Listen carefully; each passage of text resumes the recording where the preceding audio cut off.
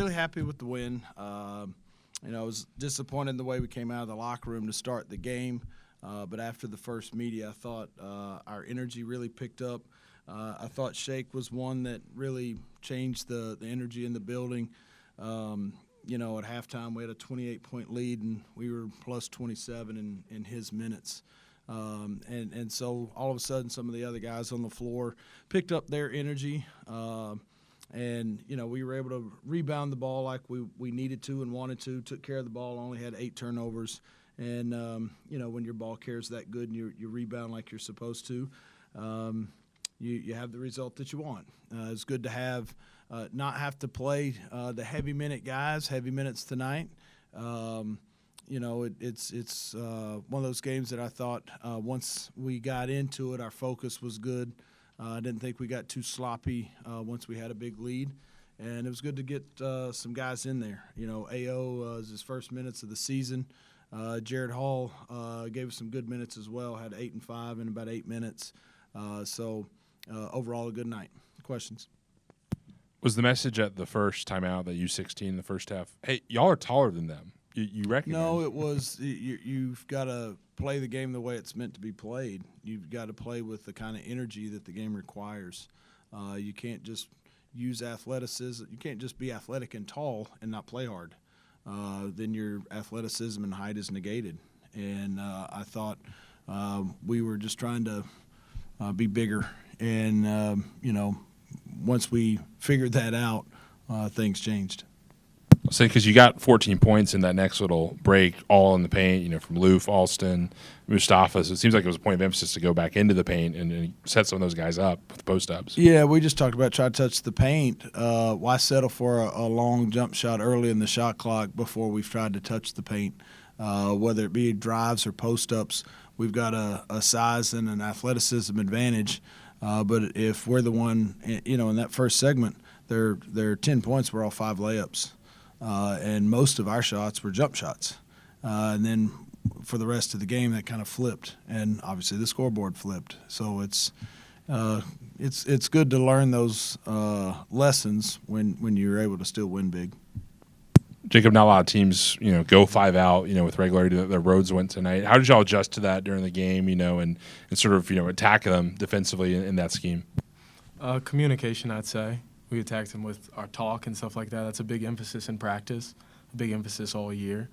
And being able to see different teams and play different defenses against them, I think is going to be really helpful for the rest of the year.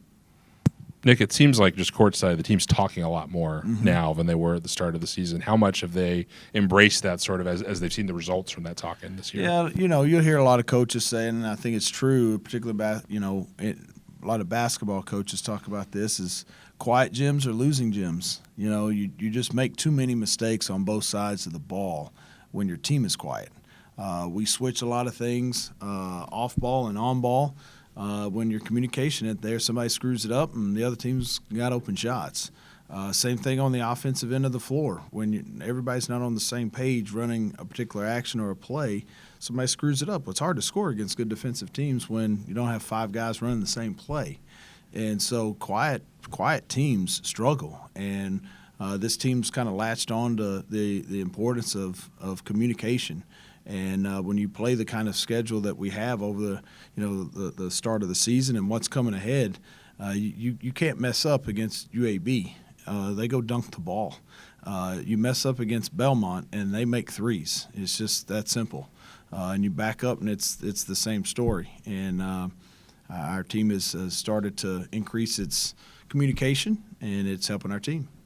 The timing of this game could be a little awkward, as you just touched on, with Birmingham on Sunday. You've got Belmont on Saturday. So what were you looking to execute tonight and prepare for Saturday? Yeah, one of the things that we got out of it was getting kind of the rust off of a couple of guys, get another game in that didn't require somebody to play 40 minutes.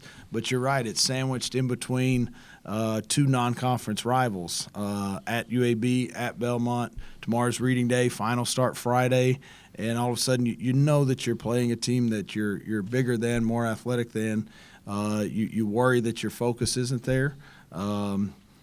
but I thought we were able to achieve some of the things that we wanted. There were some things that Rhodes did as far as 5 out, shooting a lot of threes that we'll see Saturday. Those are things that we'll have to clean up. You know, they got a lot of guys that can really shoot it. I think they scored 99 points in their game tonight, and so you don't have bad shooting players on your team and score 100, and so we'll have our hands full. Talk about some of those guys that knocked the rust off tonight. Alec, in particular, was someone that's been highly anticipated. I don't know that he expected to get his first shot up that quickly in the game, but what did you see from him? You know, it's just different when for the rest of our guys, whether they've been playing heavy minutes in the regular season, you do have scrimmages against an outside opponent, and then all of a sudden you get the season gets going, and you're getting your feet wet with scouts, and you're getting out there in the game, and then all of a sudden for him, it's the 9th game of the season is your kind of dress rehearsal, and that's hard, and so. What was good is for him to get out there and really just get back in the flow of the game. You know, we're in December now, and these guys have been out there playing against outside competition since middle of October. And he can really shoot the ball. Obviously tonight, I'm sure that his nerves were going a little bit, but he's going to help us. Tori, a second double-double for you this season. What are you seeing out there? What I see out there is I'm just trying to play hard. I'm going to be honest. I'm just trying to play hard and do what I can do for my team. If that's, scoring 0 points and having 15 rebounds, I'm fine with that. Me too.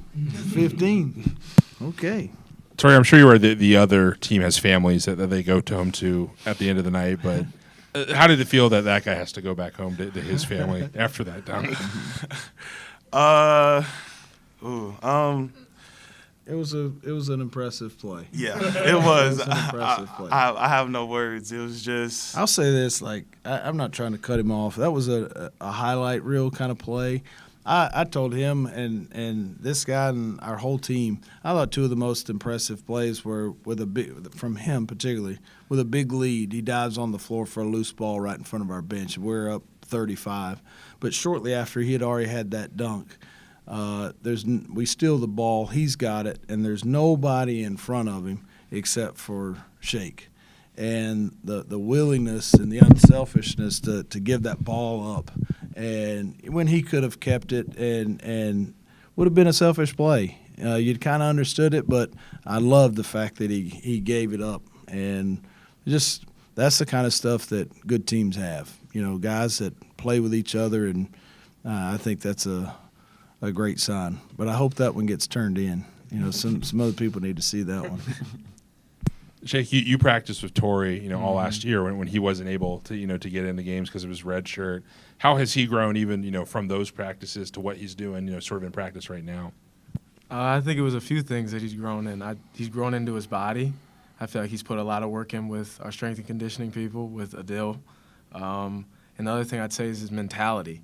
I feel like he plays very hard, and he's willing to do the little things every day, which I think is super important. Being an older guy and watching him and trying to give him as much information as I have has been honestly amazing for me, and then watching him get out there and do it has been awesome.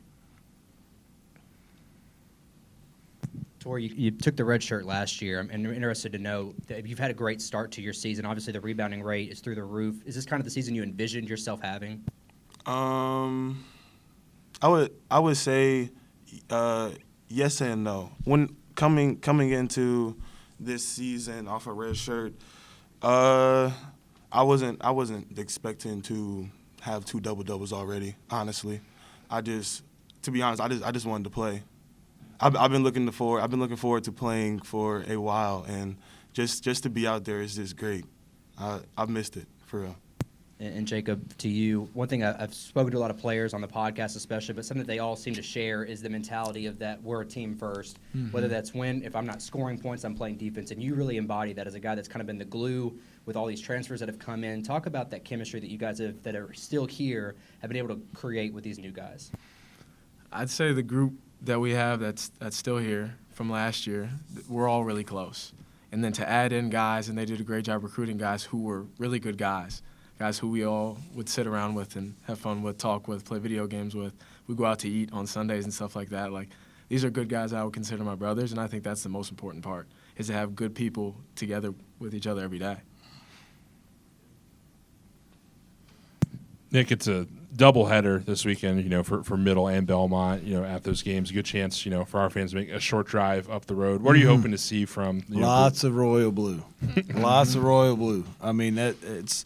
I know I've heard a little bit from our women's staff that Belmont's women's team's got a good program as well. So there's going to be 4 really good teams. The women's game's going to be a good one. Coach Insel and his staff have got their ladies out to a great start. We respect Belmont. It hasn't really mattered whether it's been Rick Bird for 30 years or Casey Alexander. They're always good. They play well. They play the right way. It'll be a hard game. It's a tough game, tough opponent. We'll have to play really well, and to have some Road Raiders make the trip up to Nashville would be awesome. It'll be a fun environment, doubleheader. Can't think of too many better ways to spend a Saturday.